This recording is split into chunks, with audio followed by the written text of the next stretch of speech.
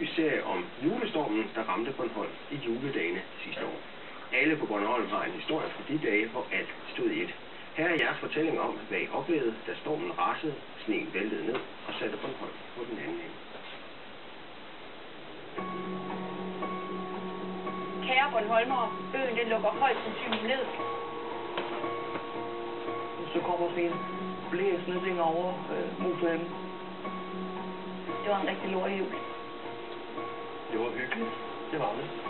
Lille juleaften 2010 bliver Bornholm ramt af det værste snevejr i mange år. Der er mere til jer på Bornholm. Synd for jer. Der ligger allerede en del sne på øen. Bornholm ligger i flere døgn lige på grænsen. Men ingen aner, hvor meget sne der egentlig er på vej. Her på Bornholm, jamen, det ligger også langt over de 25 cm. I løbet af den 24. december når snedybden op på over 1 meter, og intet er længere, som det plejer at være. Det er lidt af et juleeventyr. Den hvide jul er sikret, men snemasserne vender op og ned på julen. Altså, jeg gik på ski ud til en fødsel. Alle har vi en historie fra julestormen 2010. Så hvad vi åkte med en skøj, 2 traktorer der kørte så lidt længere nordpå. Julen vil ligge i hukommelsen hos os alle de næste mange år. Det er sgu ikke rart. Men efterlader en eller anden, man holder meget ud.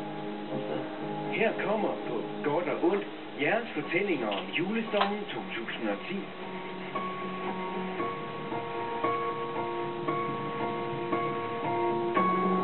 Men før vi starter på historierne, så kommer her et tilbageblik på det vejr, der skabte snestormen. Vi starter den 21. december. Og overskriften her, det siger det hele om vejret i nat. Meget koldt. Den 21. december viser prognoserne, at der er noget på vej. Sidst på dagen i morgen, der kommer der sne endnu en gang. Onsdag den 22. december begynder snevejret lige så langsomt. Det er stille og roligt på vej op over os, og det bevæger sig så længere op her i løbet af de næste par timer. Årsagen til det kraftige snevejr skal findes i en frontzone, der allerede fra den 22. december begynder at adskille kold og varm luft lige omkring Bornholm. Ned over Ungarn op til 15 graders varme, hen over den østlige del af Polen 10 grader, og frontzonen med den her luneluft, der ligger altså lige syd for Danmark og lige syd for Bornholm. Og der bliver frontzonen liggende og flytter sig kun ganske lidt. Den 24. december giver vejrkortene ikke meget trøst. Frontzonen ligger stadig over Bornholm. Den ligger sådan på langt af sig selv og op over Bornholm, som nu på næsten 3. døgn har kraftigt snevejr. Julen på Bornholm bliver altså hvid, meget hvid, på grund af en usædvanlig standhaftig frontzone. Den her store frontzone, som havde de her store temperaturkontraster, den lå i 2 døgn lige hen over Bornholm. På den ene side, der var det isnende koldt, mens det var varmt på den anden, og det gav masser af sne. Oven i den standhaftige frontzone fåede Østersøens varme vand også ekstra kraft til snebyerne. Når iskold luft, som man har oplevet det her til jul, strømmer fra nordøst hen over Østersøen, så kommer bugten og varmen fra Østersøen og stiger op i atmosfæren, og det danner alt andet lige kraftigere snevejr, end man ellers ser. Resultatet af de 2 vejrfænomener kender vi alle i dag, og for meteorologerne blev julen 2010 også noget helt specielt. Ikke engang i snestormen i 78-79 hen over Lolland Falster ser det ud til, at der er faldet så meget sne. Så det er, altså, pludselig sidder man midt i måske en af historiens største snestorme i Danmark.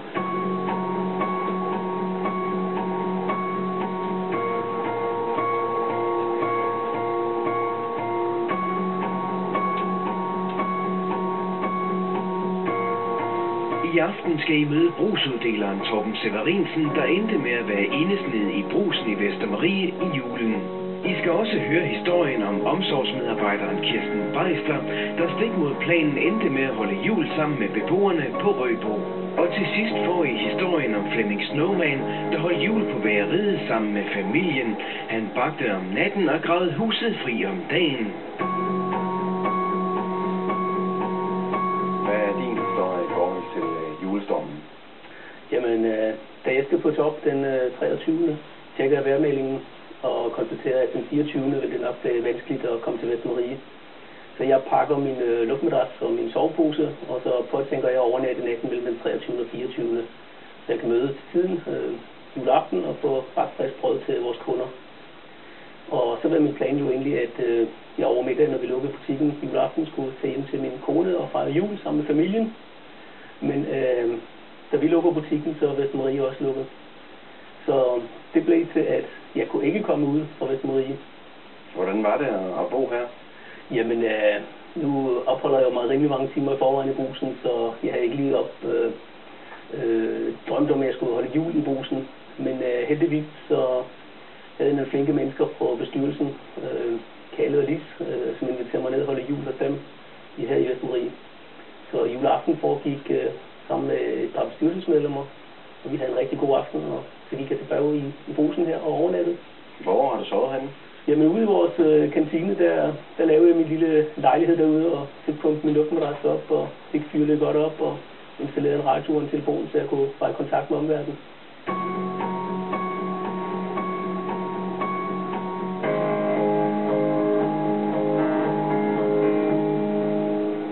Hvordan fik du tiden til at gå? Jamen altså, juleaften, der gik det sådan rimeligt. Altså, jeg lavede jo de regnskaber, der skulle laves, og så var jeg til julemiddag om aftenen der, og så første juledag, der blev det til lidt læsning og lidt flere regnskaber. Og jeg havde en enkelt handel, CF-kasernen, de manglede, Sen manglede julemad, så de kom ned og provianterede, så gik det lidt tid med det. Og ellers så lyttede jeg til radio og surfede lidt på nettet og læste lidt blade og lavede lidt flere regnskaber. Men der var jo ikke så mange kunder? Nå, men altså første juledag, det havde vi jo helt lukket. Vi har jo lukket 2 dage om året, det første juledag og første nytårsdag. Og der var heller ikke meget liv i gaderne. Altså, vi så ingen sneplov eller noget som helst på juleaften på formiddagen til den 26. om formiddagen, hvor der begyndte at komme lidt hul igennem derude. Hvornår kom du så hjem? Jamen, det gjorde jeg til den 26. anden juledag. Der lukkede vi så kl. 13, og så tog jeg hjem til familien og fejrede jul fra klokken 14 til klokken 18.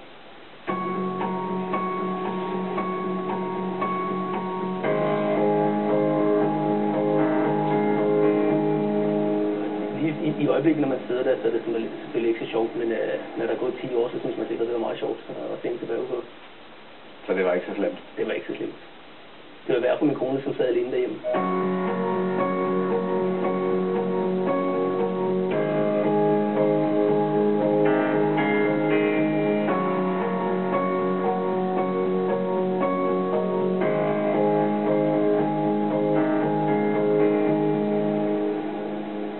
Hvornår mødte du på arbejde? Jeg mødte ind den 23. december kl. 13. Hvornår gik du hjem? Jeg gik hjem første juledag 15:15. Og det var ikke helt efter planen? Nej, for jeg skulle jo have gået fra lille juleaften og været hjemme og holde juleferie med min familie. Men hvad skete der? Jamen, der skete jo det, at for det første den 23. ringede jeg herop, fordi jeg ville egentlig ikke køre, fordi jeg kunne også se, at der var dårligt vejr. Men fik at vide, at der kun var 2 i huset, hvor der helst skal være 5, og der var ikke andre, der kunne møde ind. Så jeg aftalte med min mand, at han ville køre så langt, som han kunne. Og det kunne han så til Godt Kunstmuseet. Og han ville så følge mig op på Rødbo, fordi han syntes, at det var for slemt til, at jeg skulle gå alene. Og vi havde taget en kollega med fra Tegn, så vi i det mindste var 4 personer på arbejde ud af de 5, der normalt skulle være her. Og vi regnede jo så med, at jeg kunne komme herfra den 24. om morgenen, når vinden havde lagt sig. Men vi kunne godt se op ad dagen, at det blev ikke til noget, så vi måtte jo begynde at lave julemad i stedet for. Og hvordan gik det så? Det gik rigtig fint. Vi havde en rigtig dejlig juleaften med beboerne. Vi lavede om på traditionerne, i stedet for at man holdt gruppevis, så samlede vi alle over på vores aktivitetscenter, og vi havde en rigtig dejlig juleaften. Savnede du ikke din familie? Jo, det gjorde jeg jo, men vi havde jo faktisk så travlt, så vi ikke havde tid til at tænke på det. Altså, der var mange praktiske ting, der skulle ordnes, og så familien blev skubbet lidt i baggrunden, så... Har du holdt jul med din familie bagefter så? Da jeg kom hjem første juledag kl. 5, og der skulle vi jo stadigvæk kravle over markerne, ikke? Der skyndte jeg mig at få julemaden i ovnen og fik pyntet juletræ, så vi holdt noget, der lignede juleaften kl. 8:30 om aftenen. Men vi var kun 3 personer, og vi skulle have været 10, så den var noget anderledes.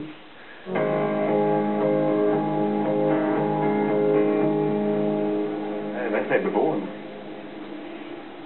Altså, jeg tror egentlig, at de havde det rigtig godt med det, fordi det var de samme mennesker, der lagde dem i seng, som også tog dem op om morgenen og var omkring dem hele tiden. Det så bestemt ikke ud, som om de havde noget imod det. Måske at de var lidt forundrede, men...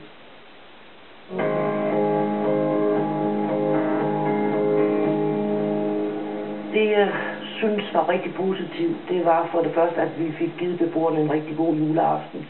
Men også det sammenhold, der var blandt personalet, det synes jeg var rigtig, rigtig godt. Vi var gode til at hjælpe hinanden og arbejdede på tværs af grupperne, fordi vi er normalt kun, der er 3 grupper, og vi er kun tilknyttet 1 gruppe, men vi var meget gode til at hjælpe hinanden på tværs. Det. Men I arbejdede også sammen, altså hvordan kan det være, at I holdt juleaften sammen i stedet for i grupperne? Og det var meget, fordi jeg er sådan lidt praktisk anlagt. Jeg tænkte, det kunne jo være lidt festligt at samle alle. Og så fordele julemaden, i stedet for at hver gruppe stod og lavede and og flæskesteg og risalemang, så lavede en gruppe flæskestegen og den næste anden, og sådan fordelte vi arbejdet iblandt os.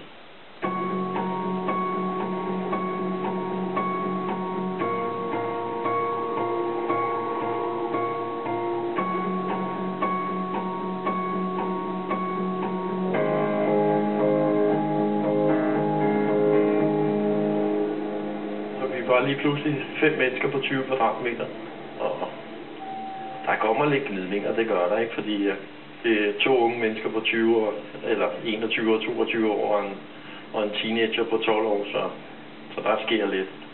Men vi havde det faktisk meget sjovt, det havde vi.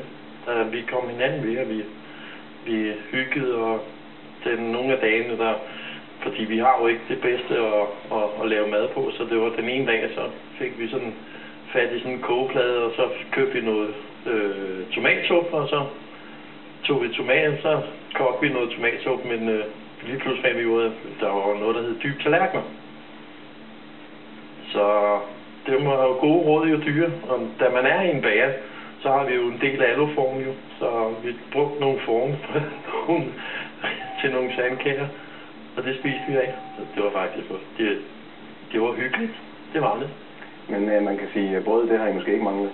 Nej, det har vi ikke. Fordi vi havde brød hver dag. Så... Friskbagt? Friskbagt hver dag. Jeg var færdig omkring min 8-9-tiden. Og der overtog min søn, han er jo også bager, og er i bageriet. Så overtog han, og så gik jeg ud og tog min bil, og så kørte jeg en tur til Rutsker og kravlede ned i en randgrav, og så gravede jeg. Men nu var jeg så uheldig, jeg havde jo ikke noget olie, så jeg havde 500 meter markvej, eller 500 meter ned til, fra hvor jeg skulle starte.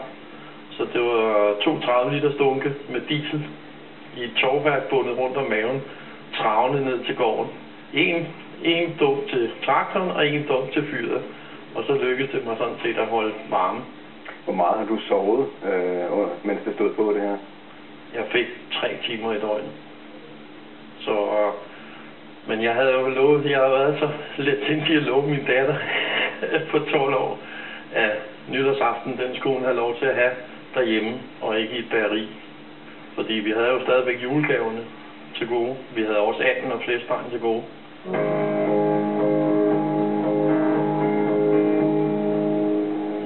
Men vi var så heldige, at der var en af vores gamle ansatte, der ringede til os og sagde, at vi har altså taget flæskesteg ud. Vi er velkommen til at komme juleaften. Så. Men du fik gravet huset fri, sådan at familien kunne komme hjem? Ja. Hvornår? Det fik jeg den 30. december. Og klokken 8 om aftenen fik jeg det gravet frit. Men der måtte jeg jo så ringe til bundmanden og spørge, om jeg kunne få lov til at låne tilskudsblæseren. Så han var så flink at komme op med en mand og hjælpe til, for ellers var vi ikke kommet ud. Men vi kom hjem til den 31. december, der var vi hjemme kl. 3. Og så var de glade alle sammen, men jeg var træt. Så da klokken var 8 nytårsaften, der kunne jeg ikke mere. Der faldt jeg i søvn.